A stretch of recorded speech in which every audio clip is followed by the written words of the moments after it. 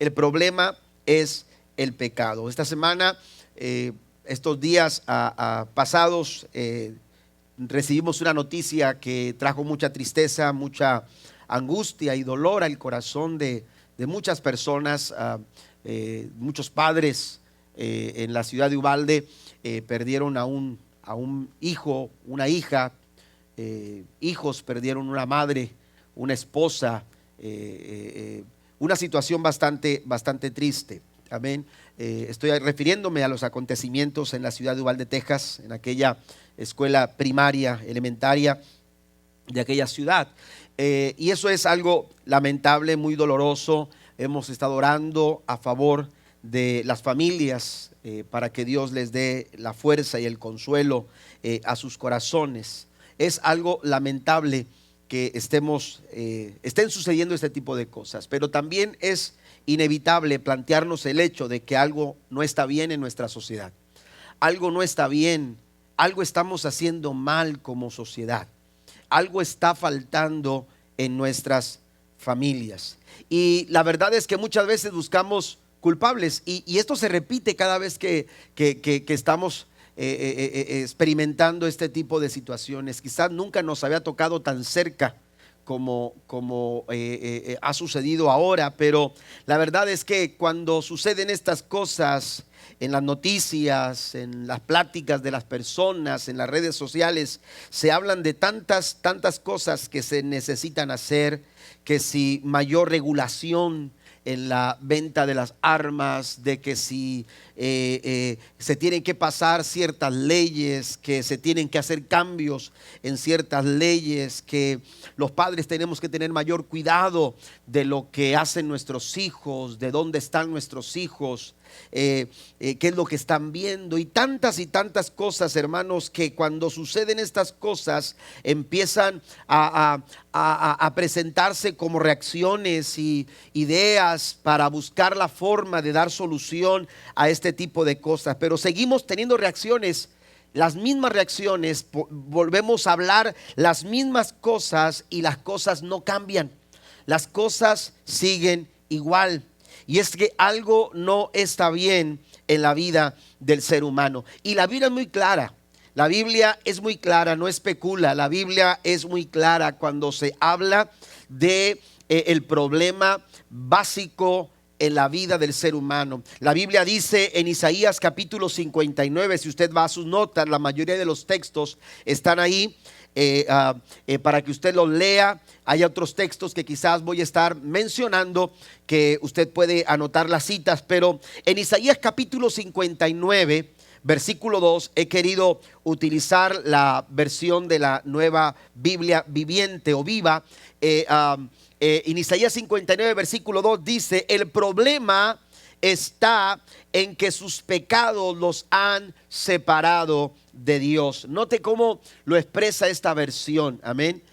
Cuando el pueblo de Israel empezaba a decir: es que Dios se ha apartado de nosotros, es que Dios ya no está escuchando nuestras oraciones. En el versículo 1, si usted ha leído el capítulo 59 de Isaías, ellos decían: Dios nos ha dejado, Dios no nos está escuchando, Dios ya no está ayudándonos. Y entonces Isaías dice: no, la mano de Jehová no se ha cortado, ni se ha agravado su oído para oír. Esta versión me gusta porque dice el problema. La raíz del problema, la situación que viven actualmente tiene como problema principal el hecho de que sus pecados los han separado de Dios. Y por causa del pecado, porque el pecado, hermanos, trae consecuencias. El pecado nos lleva a sufrir consecuencias. Dice el pecado, dice, por causa del pecado, Él ha escondido su rostro de ustedes y ya no quiere escucharlo. El tema del pecado es un gran problema en la vida del ser humano. Tenemos que empezar definiendo lo que es pecado, porque como sociedad también nos hemos encargado de alguna manera de cambiar el concepto del pecado. La sociedad actual, hermanos, se han equivocado, nos hemos equivocado. La Biblia dice que a lo bueno llamamos malo y a lo malo llamamos bueno. Nos hemos equivocado y entonces tenemos que comenzar con definir en el concepto bíblico cómo la Biblia describe lo que es el pecado. Y según leemos en Primera de Juan capítulo 3 versículo 4, en Deuteronomio capítulo 9 versículo 7 y Josué capítulo 1 verso 18, encontramos que la Biblia concuerda en describir el pecado como una transgresión a la ley de Dios.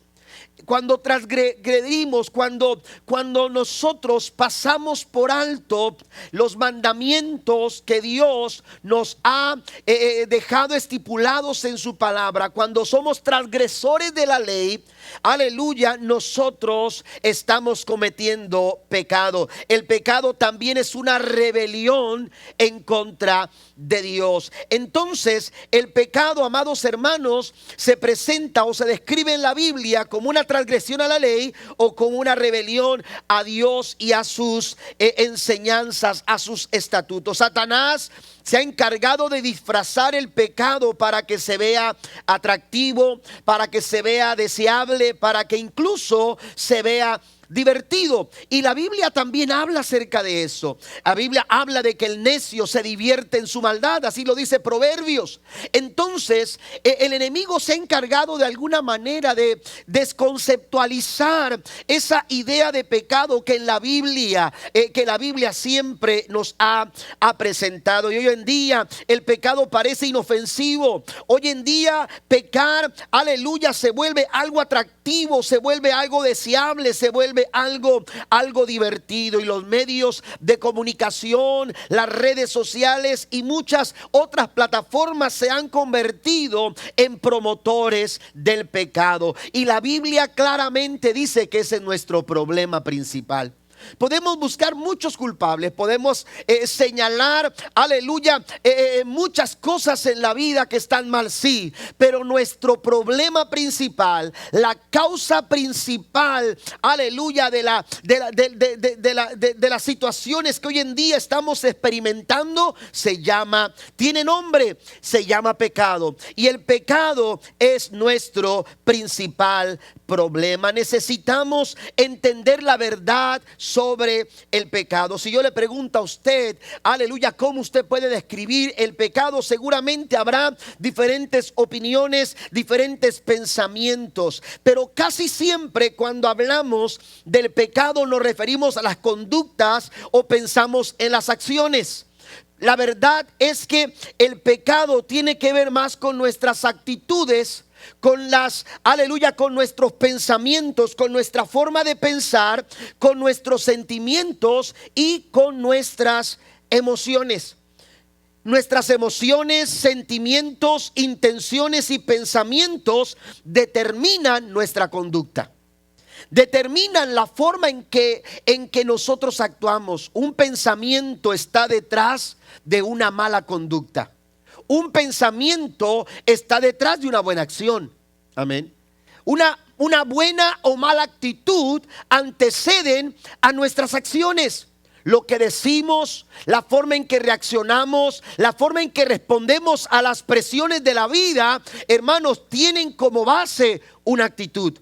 Tienen como base un pensamiento, tienen como base una manera de sentir. A veces nos dejamos llevar por nuestros sentimientos y hacemos cosas que en otra situación no haríamos. O nuestras emociones nos pasan una mala jugada y nos dejamos llevar por los impulsos. Emocionalmente respondemos a una situación y decimos algo o actuamos de una manera equivocada que después estamos lamentando. ¿Por qué? Porque las actitudes, emociones, sentimientos y pensamientos determinan la forma en la que nosotros nos conducimos. Por eso el profeta cuando ve la situación dice, no, el verdadero problema está en el corazón. El verdadero problema está en el interior de cada persona y esto se llama pecado. Por eso cuando queremos cambiar una conducta, cuando queremos cambiar nuestra vida, necesitamos cambiar la forma en que pensamos.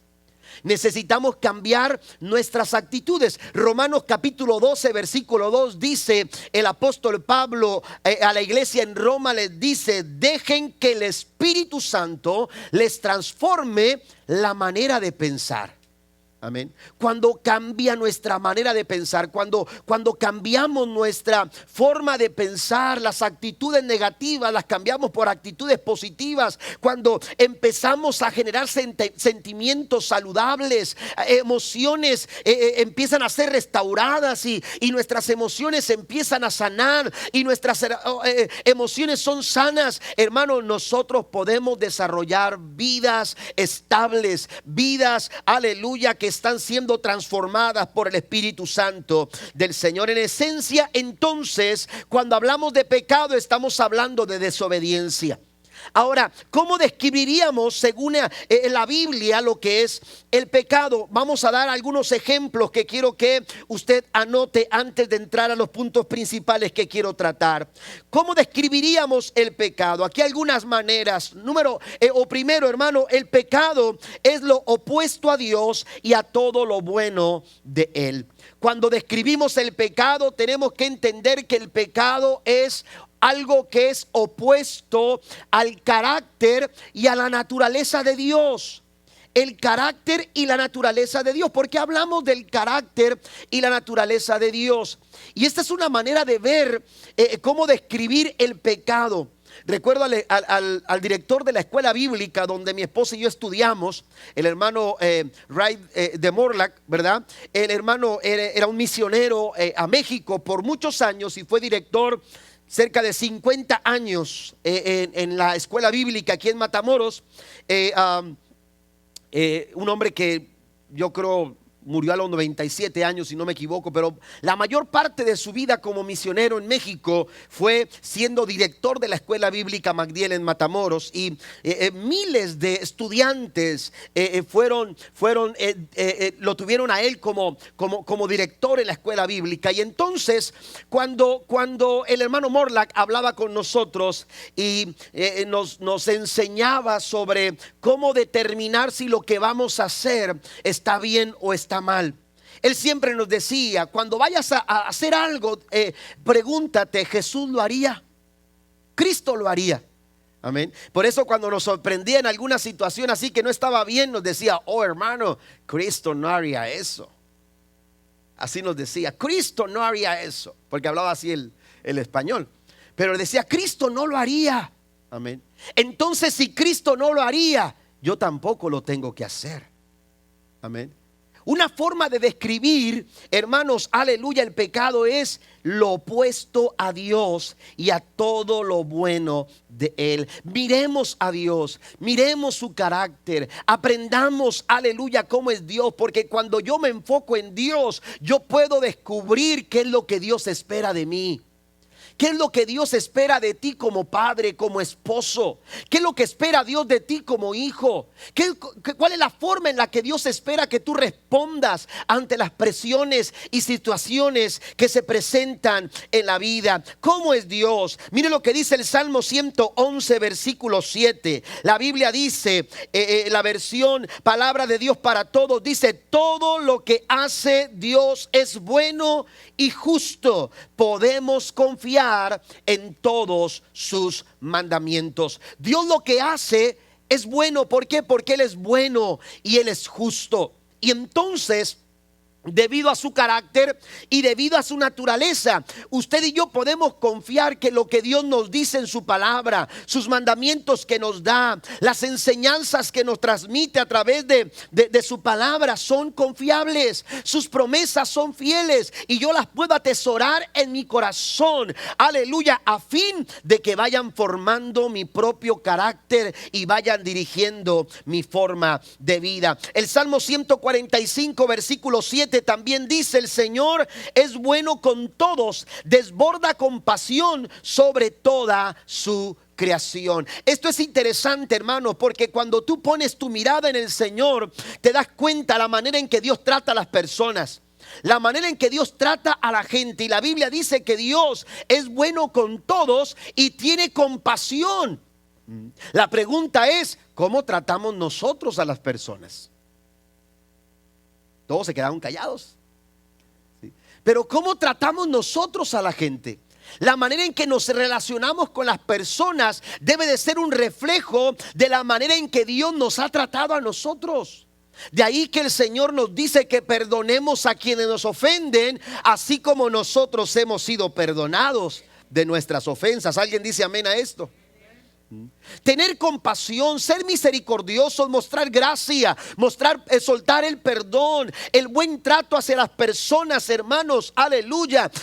De alguna manera nos está señalando hacia dónde nosotros estamos viendo. Si nosotros tenemos nuestra mirada puesta en Dios, entonces nosotros mostraremos la manera de actuar que Dios espera que nosotros también lo hagamos. Podemos ser amables, podemos ser compasivos, podemos ser perdonadores, podemos ser misericordiosos de esa misma forma en la que Dios lo ha hecho con nosotros. Claramente Santiago dice lo siguiente, o afirma lo siguiente en Santiago capítulo 4 versículo 17, la Nueva Versión Internacional dice: así que comete pecado todo el que sabe hacer el bien y no lo hace.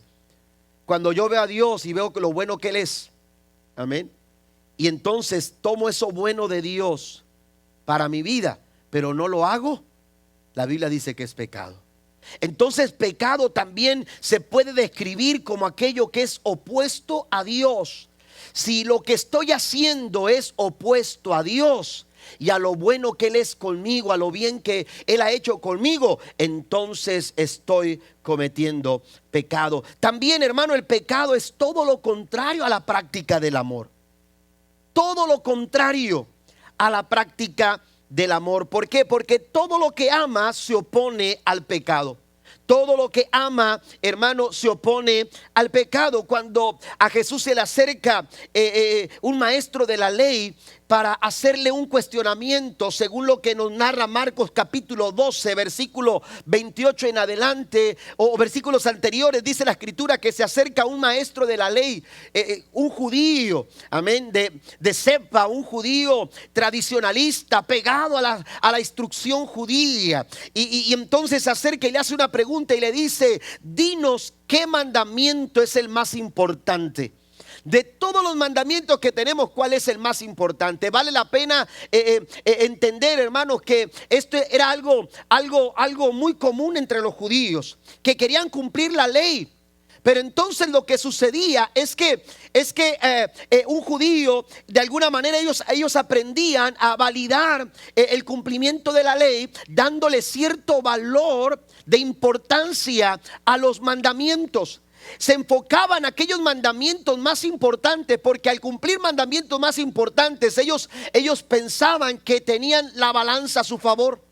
No estoy cumpliendo estos que tienen menos importancia, pero estoy cumpliendo estos que son importantes, y de esta manera yo puedo tener mi balanza a mi favor.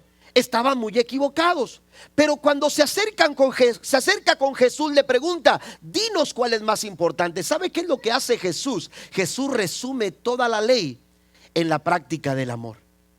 Toda la ley. No es que dejes de practicar uno o practiques otro. No es que ponga más atención a uno o dejes de atender a otro. Jesús le dice la siguiente respuesta en el verso 28 en adelante. Jesús contestó: el mandamiento más importante es: escucha, oh Israel, el Señor nuestro Dios es el único Señor. Ama al Señor tu Dios con todo tu corazón, con toda tu alma, con toda tu mente y con todas tus fuerzas. El segundo es igualmente importante: ama a tu prójimo como a ti mismo. Ningún otro mandamiento es más importante que estos. El amor, la práctica del amor resume toda la ley.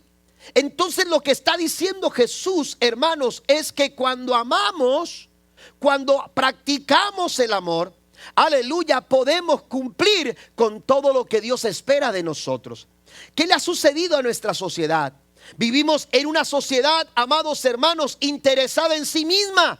Aleluya, sin mostrar el amor al prójimo, sin mostrar el amor a Dios. Hemos dejado de ser una sociedad que ama. ¿Y qué sucede cuando dejamos de practicar el amor? La Biblia nos dice que tenemos que amarnos los unos a los otros. Y cuando dejamos de practicar ese mandamiento, la Biblia nos enseña en Mateo capítulo 24 versículo 12, hablando Jesús, dice: habrá tanto pecado y maldad que el amor de muchos se enfriará. Cuando no practicamos el amor, aleluya, la maldad se dispara. ¿Está conmigo? Cuando dejamos de practicar el amor los unos por los otros, hermanos, el pecado comienza a tener control y empieza a ir en aumento. Esto es algo, aleluya, que no podemos nosotros dejar de, aleluya, entender. El pecado también revela un espíritu egoísta. Además de lo anterior, el pecado también, hermanos, revela un espíritu egoísta en una persona que practica el pecado. Aleluya, en ella, detrás de esas acciones pecaminosas, de esa naturaleza pecaminosa, está un espíritu egocéntrico, un espíritu que está centrado en sí mismo. Santiago así lo atestigua en el capítulo 3 versículo 16, dice: pues donde hay envidias y ambiciones egoístas, también habrá desorden y toda clase de maldad. La pregunta es: ¿cuál es el problema? El problema es el pecado. ¿Por qué? Porque el pecado nos lleva aleluya, a desarrollar ese espíritu de egoísmo.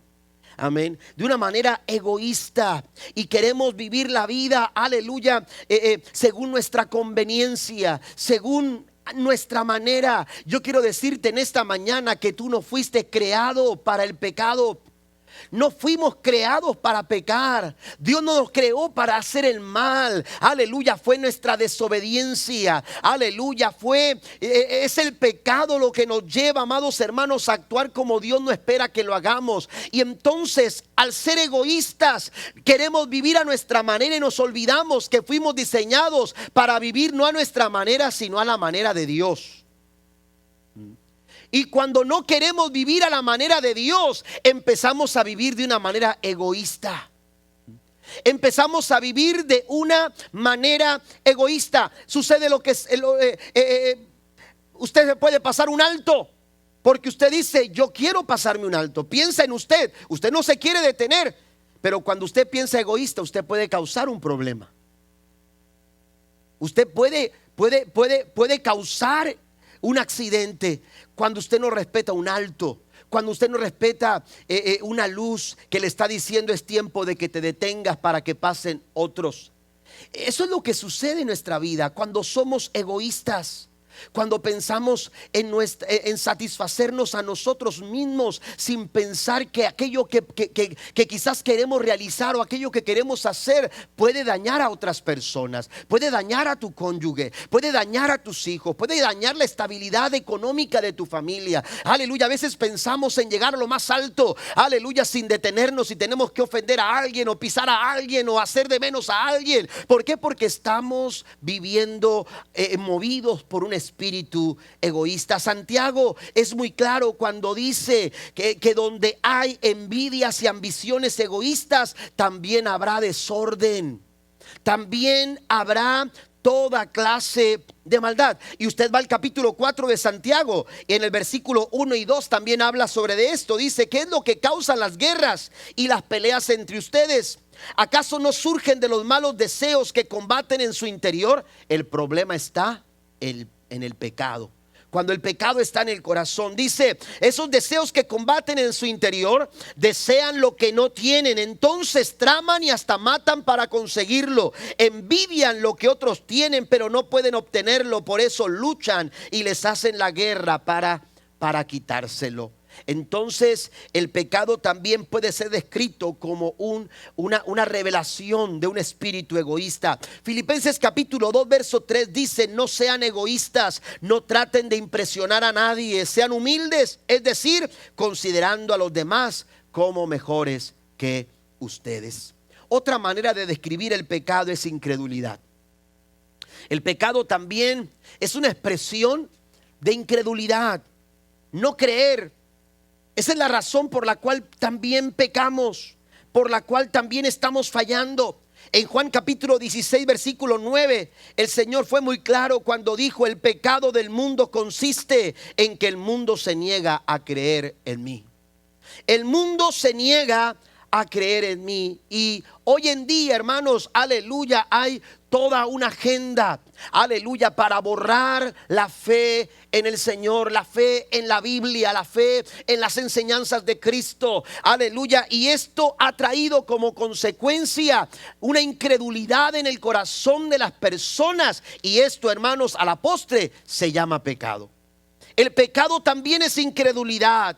El pecado del mundo, dijo Jesús, consiste en que el mundo se niega a creer en mí. El mundo se niega, aleluya, a creer en la obra que Cristo hizo en la cruz del Calvario. El mundo se niega a creer en el amor de Dios, creer en la gracia del Señor. El mundo se niega a creer en lo que Dios ha dicho a través de su palabra. Entonces el problema básico de la raza humana es el pecado. Una sociedad sin Dios es una sociedad en decadencia. Ahora, ¿por qué el problema es el pecado? Yo tengo algunas respuestas que quiero que usted anote también ahí en su hoja de estudio. Número uno, porque nos pone en primera instancia en enemistad con Dios. Por eso es el problema, porque no estamos relacionándonos con Dios. Cuando permitimos que el pecado opere en nuestras vidas, cuando permitimos que el pecado domine nuestras vidas, hermanos, no podemos estar en la perfecta relación que Dios quiere que nosotros tengamos con Él. No podemos amistarnos con Dios, no podemos estar en amistad con el Señor. Leíamos ya Santiago en el capítulo 4, el versículo 1 y 2.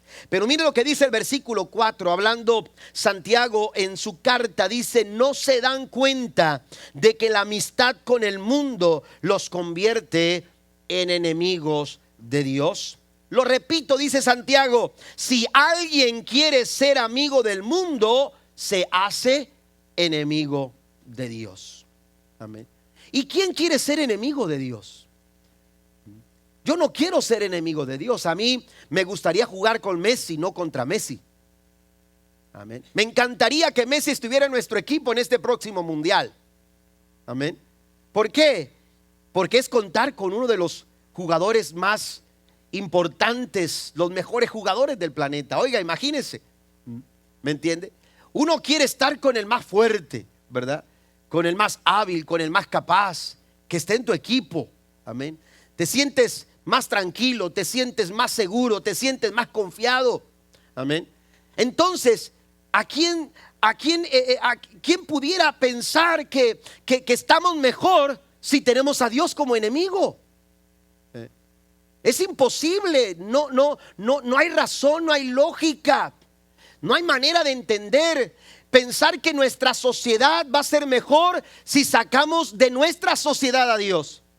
Que nuestra familia va a estar mejor si sacamos, aleluya, a Dios de nuestras familias para relacionarnos con todo tipo de cosas menos con Dios. Pero la Biblia es muy clara y la Biblia dice: el que se hace amigo del mundo, de sus costumbres, de sus placeres, de sus vicios, de su forma de pensar, de su forma de decidir, de su forma de caminar, cuando nos asociamos con los valores del mundo, hermano, dice la Escritura, nos volvemos enemigos de Dios.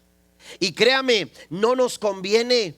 No nos conviene. Necesitamos volver nuestro corazón a Dios. Necesitamos, como sociedad, como familias y como individuos, necesitamos, aleluya, volver nuestros corazones al Señor. No nos conviene estar lejos del Señor. Efesios capítulo 5, versículo número 15 en adelante dice: así que tengan cuidado de cómo viven.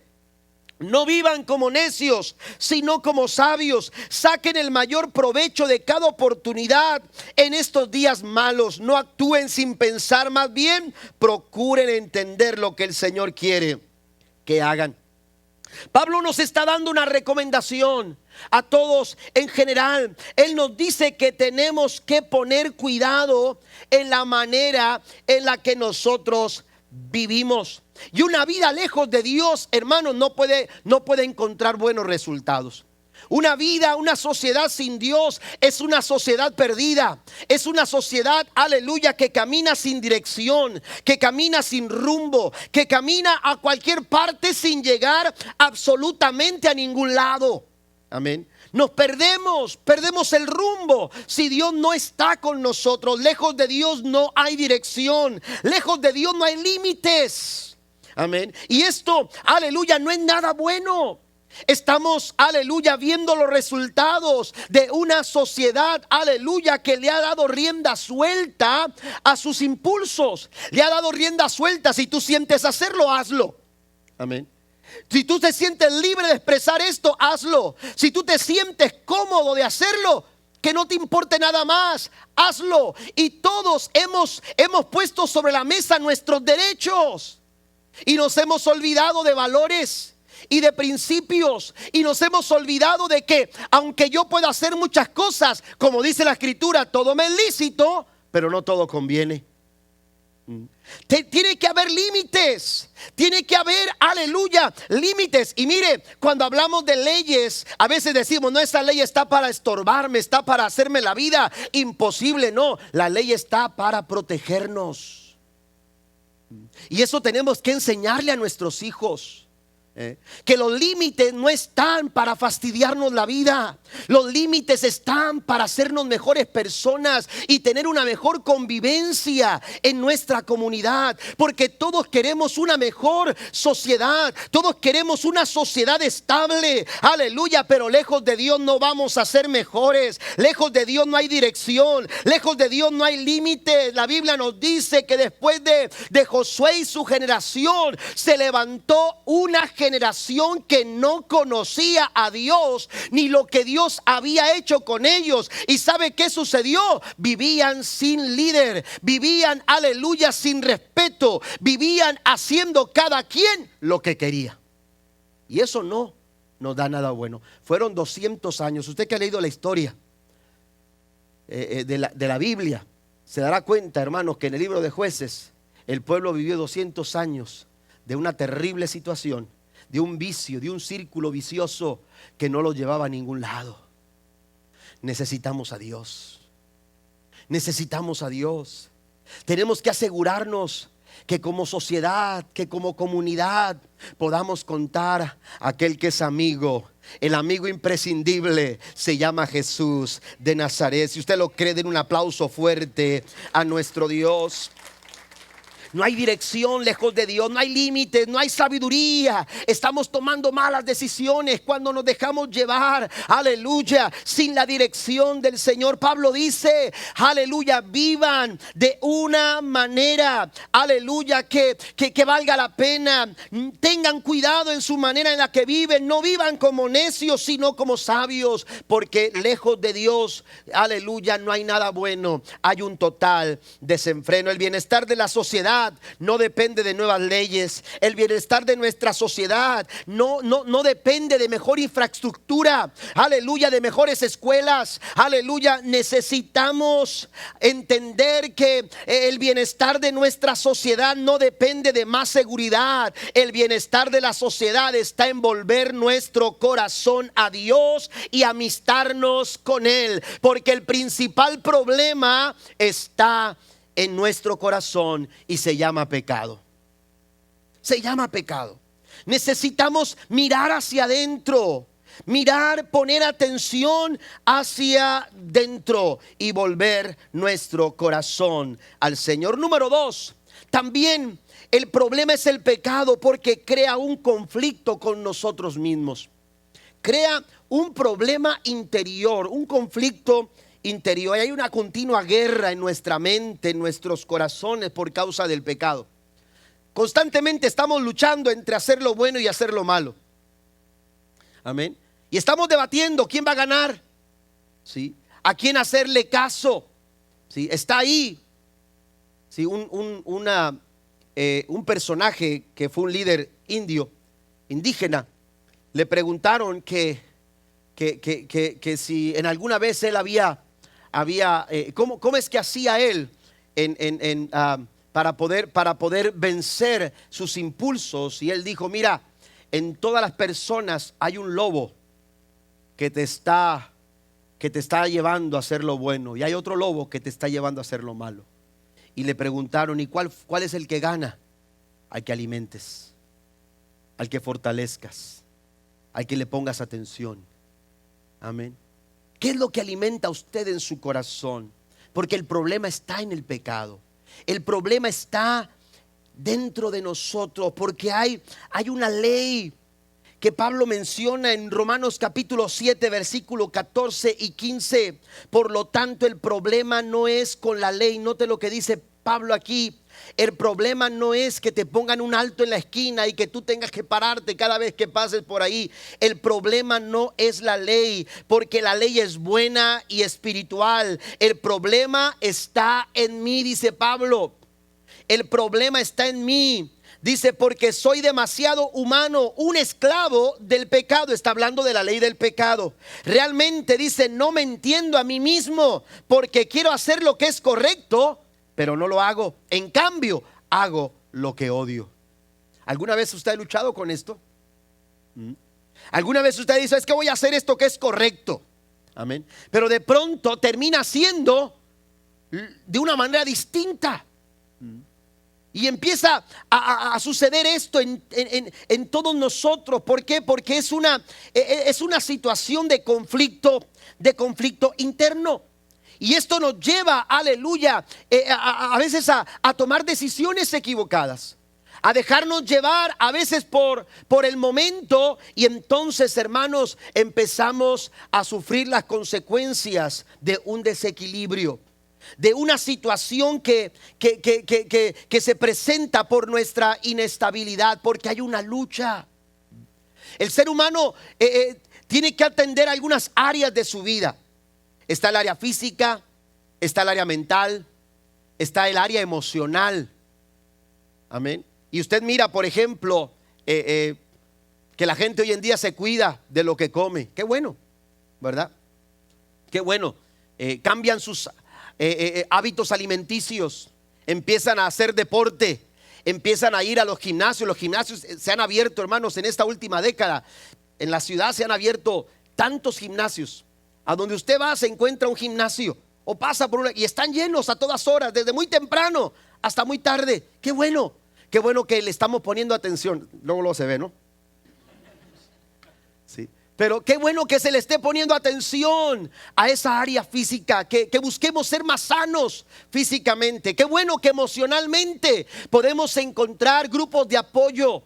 Aleluya, que emocionalmente podamos encontrar vidas estables emocionalmente hablando. Qué bueno que encontremos ayudas y que se abran, aleluya, los recursos necesarios para atender las necesidades mentales en nuestra sociedad. Pero algo estamos descuidando.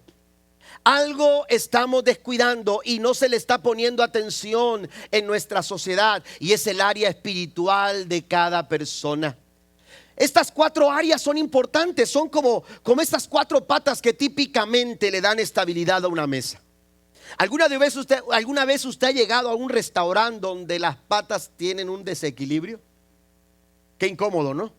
Sí. Tiene que andar cuidando los frijoles cada vez que alguien se sienta o se para o se mueve, y usted atiende porque usted no quiere que se le caigan los frijoles. ¿Tampoco no? ¿O soy el único? O el café. Amén. Y está usted ahí, cuidado. ¿Por qué? Porque la mesa está desequilibrada. Y qué incómodo es eso. Si usted le dice al mesero: ¿me puedes cambiar de mesa? O usted anda doblando servilletas y poniendo, hasta quitándole la chancla a su esposa para que le dé ahí varios se rieron porque sí lo hacen. Y entonces, oiga, ¿y para qué? Para que la mesa se quede estable. Porque una mesa inestable, hermanos, más tarde que temprano, aleluya, será incapaz de soportar todo el peso que se le ponga encima. Una sociedad inestable, una sociedad que no está estable, que no se encuentra equilibrio, que no está, aleluya, bien afirmada en estas 4 áreas. Aleluya, podemos tener el área física bien atendida, podemos tener el área emocional bien atendida, podemos tener el área mental bien atendida, pero si estamos descuidando el área espiritual, tarde que temprano nuestra mesa será incapaz de soportar todo el estrés y toda la carga que se pone sobre de ella. Necesitamos atender, aleluya, el llamado de Dios de volver nuestro corazón a Él. ¿Cuántos dicen amén? Necesitamos estabilidad, necesitamos encontrar, aleluya, esa estabilidad que nos dé a nosotros la fortaleza espiritual para enfrentar las circunstancias de la vida, que nuestra área física, que nuestra área emocional y que nuestra área mental son incapaces de soportar. Necesitamos a Cristo. El problema es el pecado. El problema es el pecado. Y necesitamos nosotros entender que sin Dios hay un desequilibrio en nuestras vidas. Necesitamos también entender que el problema es el pecado porque no nos permite disfrutar de la vida. No nos permite disfrutar de la vida. Cada vez que se peca, algo muere en el corazón de la persona. Algo muere, algo se pierde. El pecado siempre te va a pasar factura.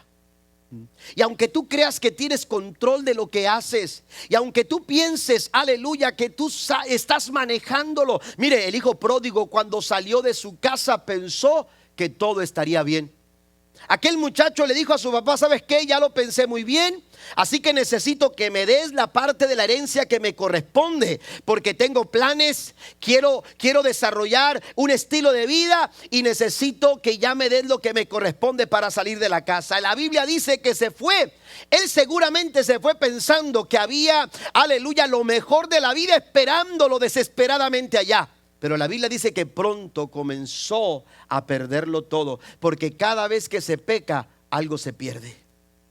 Porque cada vez que desobedecemos a Dios, algo estamos perdiendo. Por alguna razón, amados hermanos, la Biblia nos dice que David en el Salmo 51, en el Salmo número 51, David clama al Señor de esta manera. Si usted va conmigo ahí en sus notas, en el Salmo capítulo 51, versículo 10, David dice: crea en mí, oh Dios, un corazón limpio y renueva un espíritu fiel dentro de mí. No me expulses de tu presencia, no me quites tu Espíritu Santo. Restaura en mí la alegría de tu salvación y haz que esté dispuesto a obedecerte. Cada vez que fallamos, algo se pierde. Algo se pierde. El pecado siempre te va a pasar factura, tarde que temprano. El pecado siempre, aleluya, te va a llamar, te va a exigir algo. Cuando Adán y Eva pecaron, la Biblia nos dice en Génesis capítulo 3, versículos 6 y 7, la mujer quedó convencida. Vio que el árbol era hermoso y su fruto parecía delicioso y quiso la sabiduría que le daría. Así que dice que tomó del fruto y lo comió. Después le dio un poco a su esposo que estaba con ella y él también comió. Note lo que dice el verso 7. En ese momento se les abrieron los ojos y de pronto sintieron, dice, vergüenza por su desnudez, y entonces cosieron hojas de higuera para cubrirse. Cuando el hombre desobedece a Dios, cuando Adán y Eva pecaron, cuando el pecado se infiltró por primera ocasión en el ser humano, en el corazón del hombre, algo se perdió, algo se rompió, algo murió. Aleluya, aquel diseño que Dios había realizado, que Dios había, aleluya, planeado en la vida del ser humano, algo se perdió, algo murió, porque cada vez que se peca, algo en nosotros muere. La Biblia dice que sintieron vergüenza, porque así es el pecado. El pecado no te hace mejor persona. El pecado no te hace mejor padre. El pecado no te hace mejor hijo. El pecado no te hace mejor, aleluya, en ninguna área de tu vida. No somos mejores, aleluya, como sociedad, al solapar el pecado, al permitir el pecado, al promover el pecado. Necesitamos nosotros, amados hermanos, entender que el problema básico en la vida del ser humano es el pecado. Quizás tú dirías, bueno, es que tenemos otros problemas en la sociedad. Es cierto, pero el principal problema en nuestra sociedad es el pecado. Amén. Es el pecado. Podemos tener mejores leyes. Qué bueno que nuestros líderes se pongan de acuerdo para regular de una mejor forma, ¿sí? La compra de armas. Qué bueno. Amén. Que como padres podamos tener más atención y más cercanía con nuestros hijos para ver qué es lo que hacen, qué juegos están jugando en los videos, con quién se están relacionando en las redes sociales. Qué bueno. Qué bueno que podamos tener una mejor seguridad en nuestras escuelas. Y que, oiga, sería una cuestión que importante que cada escuela pudiera tener una forma de seguridad para detectar cualquier tipo de metal. No todas las escuelas lo tienen, algunas lo tendrán, otras no lo tienen. ¿Me entiende? Sería bastante bueno, aleluya, hacer muchas cosas como esas. Pero tenemos un problema básico. Y ese problema básico es el pecado en el corazón. Es el pecado en el corazón. Uno de mis sueños es algún día caminar por la muralla china. Me encantaría ir a la muralla china. Y yo he leído acerca de la muralla china, algo de su historia. Y sabe que leí algo referencia a la muralla china que se me quedó muy presente hace algunos años atrás. Los chinos decidieron edificar su muralla porque por cientos de años estaban expuestos a sus enemigos y venían y destrozaban sus comunidades, les robaban su alimento, mataban a sus hombres, violaban y robaban a sus mujeres, se llevaban a sus hijos y era un caos terrible. Llegó el punto donde ellos se pusieron de acuerdo. China es un territorio muy amplio.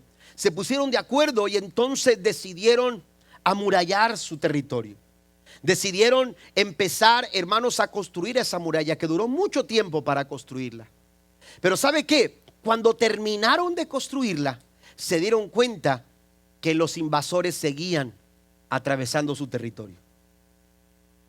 Seguían atravesando, seguían invadiendo su territorio, seguían destrozando sus comunidades. Nada había cambiado. Todo lo que había cambiado es una muralla. Ahora todo lo que había una muralla. ¿Sabe qué descubrieron? Que construyeron muros, pero no construyeron valores. Construyeron grandes muros. Y es impresionante, usted lo ha visto. A lo mejor alguien aquí ha ido. Pero usted, es impresionante la construcción después de cientos y cientos de años. Amén. Pero ellos descubrieron que habían construido muros, pero no habían construido valores. ¿Sabe qué es lo que estaba pasando? Que en las puertas había soldados que se corrompían.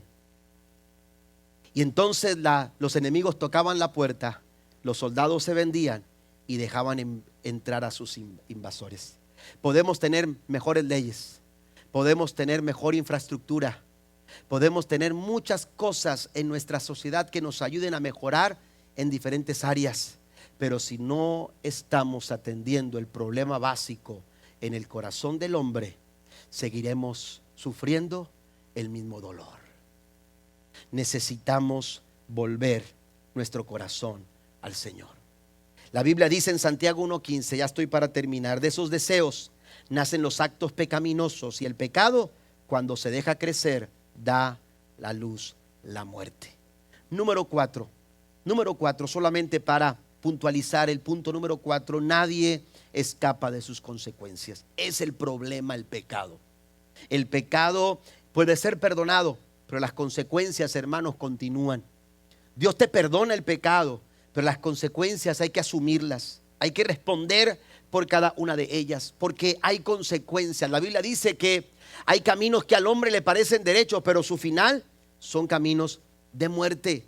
Entonces necesitamos entender que el problema es el pecado, porque nadie escapa de sus consecuencias. Me parece divertido, parece atractivo, amén, parece deseable, pero sus consecuencias son, aleluya, inevitables cuando tú lo dejas dominar tu vida y dominar tu pensamiento. ¿Qué dice Números 32:23? Pero si no cumplen su palabra, entonces habrán pecado contra el Señor y estén seguros de que su pecado los alcanzará. Hay diferentes consecuencias, porque todo lo que el hombre sembrare, dice Gálatas capítulo 6 versículo 7, eso también cegará. ¿Cuáles son esas consecuencias? Solamente por nombrar algunas, el pecado te aísla de Dios. Te aísla de Dios, nos aleja de Dios. Ya lo hemos dicho, el pecado causa un gran estrés. Amén. Estamos viviendo una sociedad con mucho estrés, con mucha carga emocional, con preocupación, con mucha ansiedad actualmente. Bueno, la Biblia dice que el pecado causa mucho estrés. Salmo 38, versículo 4 dice: mi culpa me abruma, es una carga demasiado pesada para soportar. Si queremos aligerar esa carga, necesitamos resolver la situación del pecado. Necesitamos resolver la situación del pecado, pero también el pecado te condena. Romanos capítulo 2, versículos 5 al 6 dice: pero eres terco y te niegas. Así dice la Biblia, eres terco y te niegas a arrepentirte y abandonar tu pecado. Por eso vas acumulando un castigo terrible para ti mismo, pues se acerca el día de la ira, en el cual se manifestará el justo juicio de Dios. Él juzgará a cada uno según lo que ha hecho. Amén. El pecado te condena. Por eso necesitamos solucionar la situación del pecado. Y por último, el pecado hace daño a largo plazo. Amén. El pecado hace daño a largo plazo. Es como una semilla que se tira en el suelo. Amén. Es como una semilla que se tira en el suelo. En su momento esa semilla va a dar su fruto. Si usted siembra una semilla buena, va a levantar un buen fruto. Pero usted siembra una semilla mala, esa semilla mala le va a causar muchos problemas. Podemos buscar muchos culpables allá afuera, empezar a señalar muchos culpables allá afuera. Pero esta mañana el Señor quiere que miremos hacia adentro, que veamos hacia nuestro interior y que seamos honestos. ¿Cómo está nuestro corazón? Porque el problema básico en la vida del ser humano es el corazón. Póngase de pie conmigo, por favor, en esta mañana. El verdadero problema es el pecado. Pero le tengo buenas noticias. Le tengo a good news. Amén. Le tengo buenas noticias esta mañana. La solución no está en la Casa Blanca. La solución no está dentro del Capitolio de Austin, en Texas. La solución, hermanos, está en Jesús. La solución está en Cristo. La solución es Jesús. Para nuestro problema básico del pecado está la obra de Cristo en la cruz del Calvario. Primera de Juan capítulo 3 verso 8 dice: el que practica el pecado es del diablo, porque el diablo peca desde el principio. Para esto apareció el Hijo de Dios, para deshacer las obras del diablo. Si queremos darle solución al pecado, necesitamos venir a Jesús con corazones arrepentidos, con corazones que reconozcan lo que Cristo hizo en la cruz del Calvario, porque para eso Él fue levantado en la cruz. Para eso Él apareció a nuestras vidas, para darle solución a ese problema que por nuestras propias fuerzas no podíamos darle solución. Pero Cristo es la solución para tu vida. La Biblia dice que el que comete pecado se constituye esclavo del pecado, pero si el Hijo os libertare, seréis verdaderamente libres. Así que si hay pecado en el corazón, en esta mañana quiero decirte que la solución es Jesús. Que la solución es Jesús. La Biblia nos dice que si confesamos con nuestra boca que Jesús es el Señor y creemos en nuestro corazón que Dios lo levantó de los muertos, seremos salvos. Porque con el corazón se cree para justicia, pero con la boca se confiesa para salvación. La respuesta que tú necesitas es Jesús. Pero iglesia, también quiero decirte que tenemos una misión. Que tenemos una misión. Podemos buscar culpables allá afuera, pero la pregunta es: nosotros somos la iglesia. Usted es sal, usted es luz. Y cuando la oscuridad avanza, es porque la luz ha retrocedido. Si hay oscuridad en un cuarto, es porque la luz se apagó. Y esto nos desafía a nosotros como iglesia. Hemos apagado la luz. ¿Se ha apagado la luz de Edimburgo? ¿Se ha apagado la luz de Texas? ¿Por qué las tinieblas están avanzando? ¿Sabe qué dice el Señor en segundo libro de Crónicas, capítulo 7, versículo 14? Pero si mi pueblo que lleva mi nombre. ¿Hay algún pueblo aquí que lleve el nombre de Dios?